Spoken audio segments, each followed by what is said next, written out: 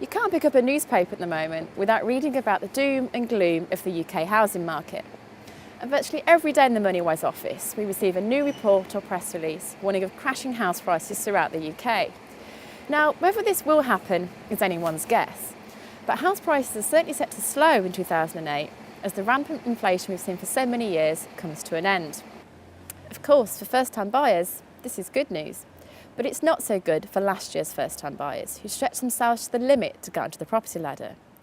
And for those who've taken out mortgages of 100% loan to value, as they could find themselves owing their mortgage lenders more than their home is worth. And so, the return of an unwelcome phrase we haven't heard for more than 15 years, negative equity. Yet for many people, like 25-year-old Lucy Bicknell and her boyfriend Dan Jones, who is 26, it is the only option. They bought their one-bedroom flat in Hemel Hempstead in Hertfordshire in September last year. We had a mortgage broker and he advised us to take out 100% mortgage just because we didn't have a substantial amount of deposit to put down for the house. The other options, they wanted 10% of the home value to put down as a deposit and we just couldn't afford it. All the money we had saved up for the deposit had to go on legal fees and solicitors and stamp duty, and after we've paid that off, we didn't have any money left over. Lucy and Dan also opted for an interest-only mortgage to keep their monthly repayments down. They plan to switch to repayment in the future, but the £890 they pay each month is neither repaying the capital they have borrowed, nor building up any equity in their home. Obviously, we have heard all these stories that the housing market is going to drop within the next year or so, and we do think what's going to happen to us. We've put all our money into this place, we can't afford a bigger place, and we've got to stay here for a good few years until we've actually saved up some money to pay off for the equity of the house. It is quite worrying, we don't really know what to do, there's nothing we can do, we've just got to try and stick it out. Lucy and Dan are well aware of the burden they've taken on and the potential risk.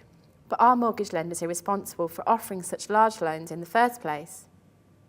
I went to ask Chris Tapp, Director of Debt Charity Credit Action, to find out.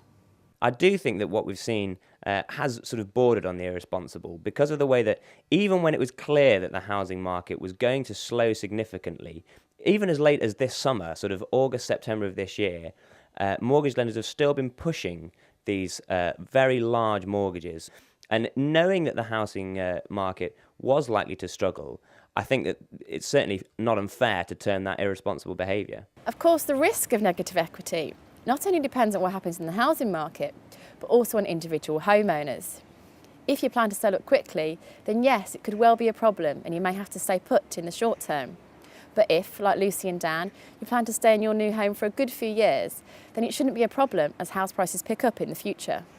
As this graph of UK average house prices shows, following the last period of negative equity when house prices took a dip during the late 80s and early 90s, the market did recover.